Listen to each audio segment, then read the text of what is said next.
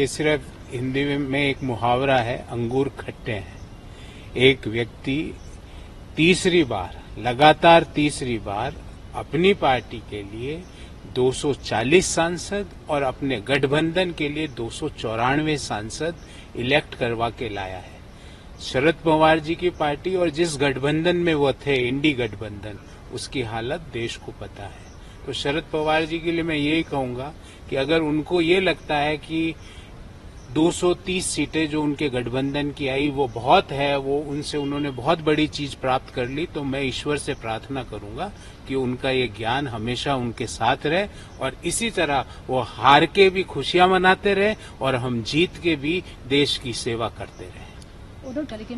सरकार will demolish any time. देखिए, उद्धव जी को मैं ये कहूंगा कि वह जो उन्होंने एक पर्टिकुलर ग्रुप में एक र्यूमर मॉन्गरिंग करी है, एक गलतफहमी पैदा करने की कोशिश करी है, पर देश के लोग, देश के मतदाता बड़े ही जागरूक लोग हैं।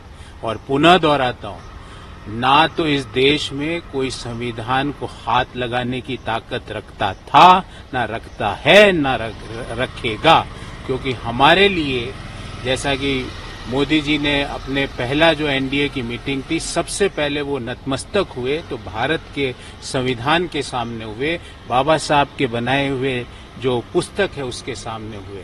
उस पुस्तक के और उस पुस्तक में लिखे हर आर्टिकल हमारे लिए गीता के श्लोकों के बराबर है। तो वो हमारे लिए राजधर्म, भारत का संविधान है। उद्धव ठाकरे और इंडी गठबंधन के लोगों ने एक गलतफहमी पैदा करने का प्रयास किया कि आरक्षण का ये हो जाएगा। आरक्षण को कोई व्यक्ति टच भी नहीं करेगा। ये मोदी जी ने और भारतीय जनता पार्टी के शीर्ष नेताओं ने, भाजपा अध्यक्ष श्री जेपी नड्डा साहब ने बारंबार दोहराया है। ये सिर्फ हिंदी में एक मुहावरा है, अंगूर खट्टे हैं।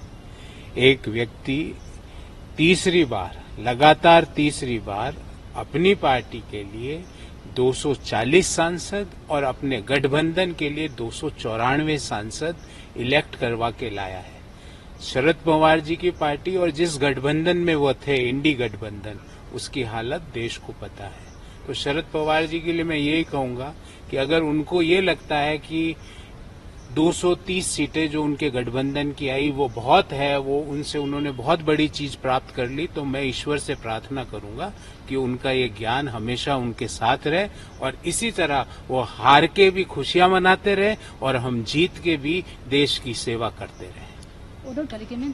सरकार विल डिमोलिश एनी टाइम। देखिए, उद्धव जी को मैं ये कहूंगा कि वह जो उन्होंने एक पर्टिकुलर ग्रुप में एक र्यूमर मॉन्गरिंग करी है, एक गलतफहमी पैदा करने की कोशिश करी है, पर देश के लोग, देश के मतदाता बड़े ही जागरूक लोग हैं।